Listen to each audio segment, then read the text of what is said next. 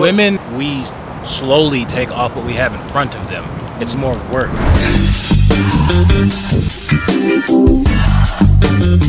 My name is Mandingo Jones, Dingo for short. I'm a male entertainer, male stripper, male dancer, whichever you'd like to call it, and I've been doing it for over 11 years. What is your sexual orientation? I'm straight. I like women. It's a weird thing to hear that entertaining the opposite sex is gay. I don't understand that. Would you say your profession gets in the way of you having romantic partners? Hell yeah.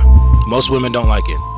Just like most men don't like when women strip. It is definitely different though. The world views female strippers as just, you know, way different than they view male strippers. We're viewed more as like, oh, playboys and ladies men and all that. So women just throw themselves at you? Yeah, I've had a lot of women throw themselves at me. Just like all money's not good money, all attention isn't good attention. Before we dive deep into Mandingo's life and experiences, let me tell you something interesting. Before the 1970s, 1979 to be precise, if you heard the word stripper or you heard the phrase strip tease, you probably would think, oh, that's associated with a woman. Well, that was the case up until the Chippendales came into the scene. If you're not familiar with the Chippendales, it's a touring dance troupe that is best known for its male striptease performances and its distinctive costume and production style. You get on stage with 1,000 women, you know, you're gonna have fun. The roars and the craziness, it's a real high. Chippendales was founded by Indian-born showman Steve Banerjee in 1979 after he bought a fallen apart bar in West Hollywood. He named this bar Chippendales. This is where he hosted the women for all the Chippendale performances, and thanks to him, along with some key players, started the first women-only club, and that catapulted the art of male exotic dancing and made it become very, very popular. Now you're ready to go back into the video. Before you do, make sure you subscribe, like, and comment down below. I want to hear your thoughts and opinions. Alright, Dingo, what got you into this profession? Oh, I'd always been big in my body. Even after playing football, I was still working out. I was still running. I was doing a lot of things. I was working with a group of friends, and they said, hey, that movie Magic Mike had come out. They were like, hey man, why don't you go that route? Why don't you try it? And I was like, I'll think about it. You know what? If I don't get into the grad program next semester, then I'll do it. I wanted to continue my education even further. I obviously didn't get into the grad program, so I followed up on what I said. But did you consider like other things aside from, you know, the adult entertainment? What people will consider to be conventional ways of earning a living? I did not. You just went straight for it. I just went straight for it. I didn't look back because I've always been the kind of, I'm a physical person. I'm a very physical person. I was 25 when I started. You were 25 when you started. How old are you now? I'm 36.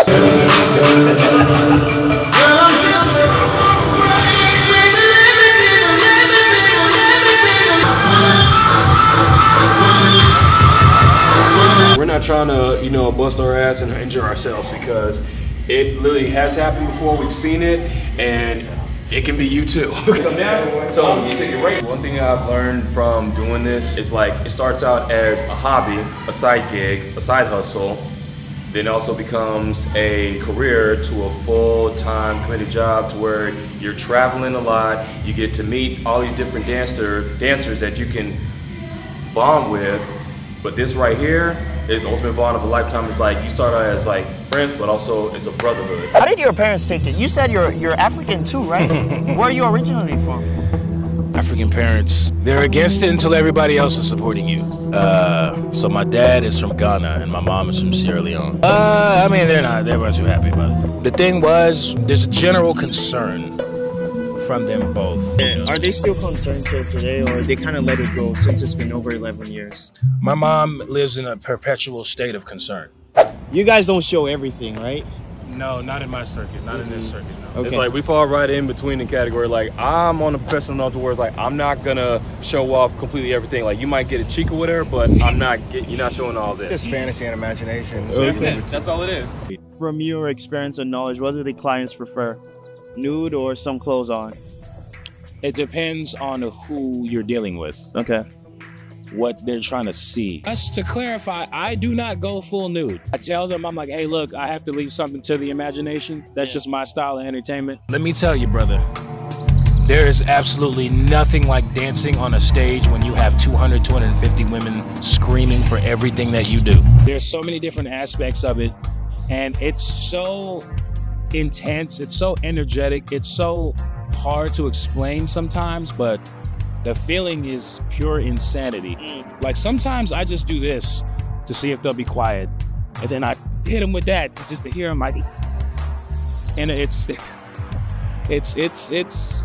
there's nothing like it. I can equate it to the same feeling when a musician does this and the crowd starts singing their song. Dancing is a workout in and of itself, so you kind of approach it the same way. You get loose, you get ready to perform. One thing I've learned is that women love a good pair of legs. Legs are your foundation, so if I was to miss every workout in the week, the one thing I'm gonna make sure to do is legs. What's up, what's up? My name is Sterling. AKA Diesel. Well, I mean, you can say we met, what, like a decade ago, right? Yeah. Where do we meet at? We met at College for Dancers. That's what we're gonna call it. Our preliminary stages. Fulfilling, yes. I would trade for anything, man. Gotta get that money, man. You don't wanna be out in the streets. You ever thought about being an accountant? I might need one.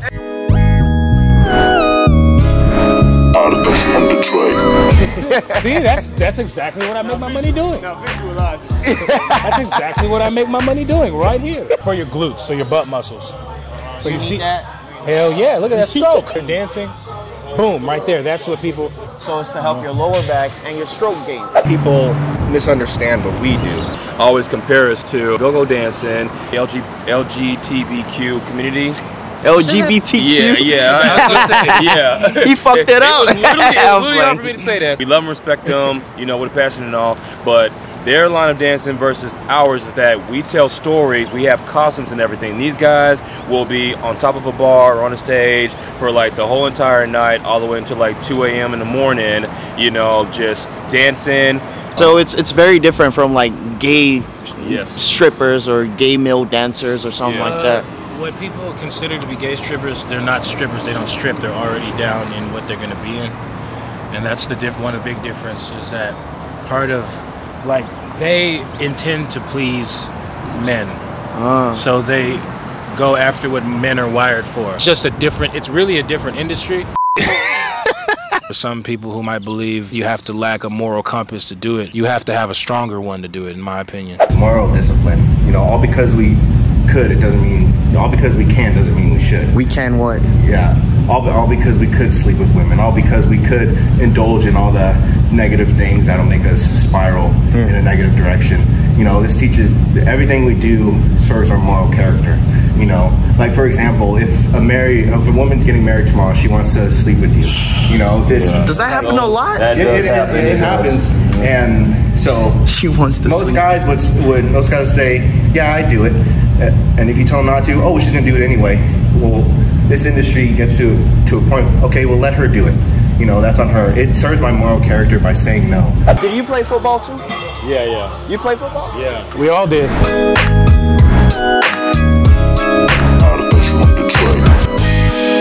Is the industry against plus-size men dancing for women? Because you hardly see that. It's mostly men in shape. Take your ass to the gym if you want to do this. Dedicated to that aspect, and you know, like I said, I run these shows every once in a while. I want people who are also dedicated to that because that means they're disciplined, they're consistent, and they'll listen. You know what I'm saying? So I need people who are willing to make money together. For this type of job, yes, you do have to be in tip-top shape because that's what, you know, a lot of women do prefer, but not necessarily the women, but for the guys that manage and run the show, that's what they're known for. I feel like more on the plus size, that like do what we do, we have our stage presence is confidence. Our stage presence is exerting ourselves as of a hypersexual version of who we are. You know, and you know, plus size guys, they haven't gained that confidence yet. So you're all in your 30s. Awesome. Yeah. Would you still do it in your 40s? By 40, I'm going to, because I enjoy doing this, I'm going to be dancing because I want to, not because I need to. I know it's a weird area to speak on. I do. We've been together for a long time, and she and this goes into, you know, what we were speaking on earlier with this industry. It's not just getting naked, it's creating a show. And she knows how creative of a person I am. She knows that I'm not going to go dance for any sexualized reason or anything like that, or any form of temptation. She knows I love to do it because I'm just creative. I love to evolve, become more dynamic, and she understands that about me. A lot of men live vicariously through me for sure. That's just, you know, there's a lot of people who won't do what I do for whatever reason. Maybe a relationship, or maybe it's tough. It takes some sacrifice because I can't expect a lot of women to understand. I don't expect anyone to understand. I've accepted what I do and what people would consider to be consequences, but no, I don't consider them to be consequences. Why do you think a lot of men aren't bold enough to do what you do? They just say, oh, I wish I could do what you're doing. I get that a lot. Oh, man, if I could do it, I would too. What's stopping them? It's a free world. And some people, it's the shape they're in. That's like the most obvious thing. They're not willing to be in that shape, or they just don't look that way. Guys who are not familiar with it, don't have the confidence to do it, will sometimes be like, well, that's gay. Are you religious? I would like to say so. Christian? Yeah. Okay. Does your profession ever conflict with your relationship with God? No, because of my boundaries. Which are? I'm not a heavy drug user. You know, money can make people do all kinds of things that, you know, they more than likely probably should not. Yeah. And the reality of the situation is it's not necessary. You just have to work. Jesus didn't hang out with the saved. He hung with the sinners anyway. You know what I mean? So, like, I'm not doing anything that I feel is outside of the realm of my values.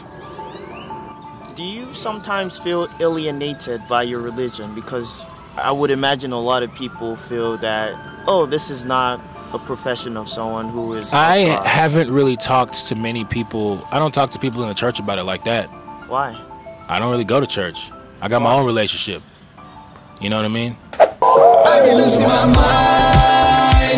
I am a DJ and a musician, and, you know, strip club DJ. There is a difference. What got me into being a DJ was actually me wanting to play my music. As far as making music, that's always been a part of me. My strength really lies in writing.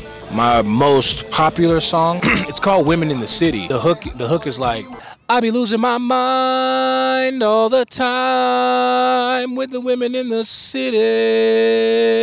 It kind of went hand in hand with what I do. I have lost my mind quite a bit of times with the women in the city. You know what I mean? What challenges do you face in the industry? I guess one of the biggest ones was accepting my role as a Black or African American entertainer. You're expected to be phenomenal. I can't go on stage and just stand there. There are some entertainers that can do that, and they are not Black. Let's just be real. I'm just being real.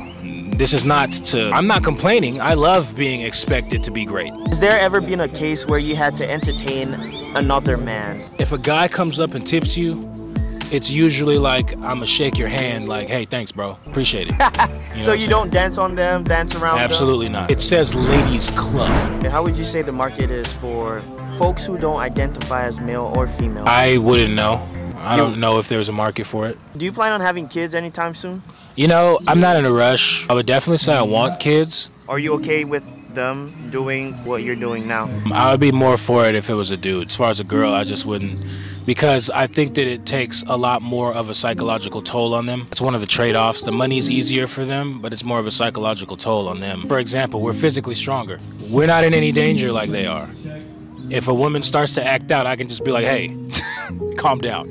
You know what I mean? But with them, they gotta fight their way out of it. Would you say being a stripper is financially rewarding? Oh, yeah.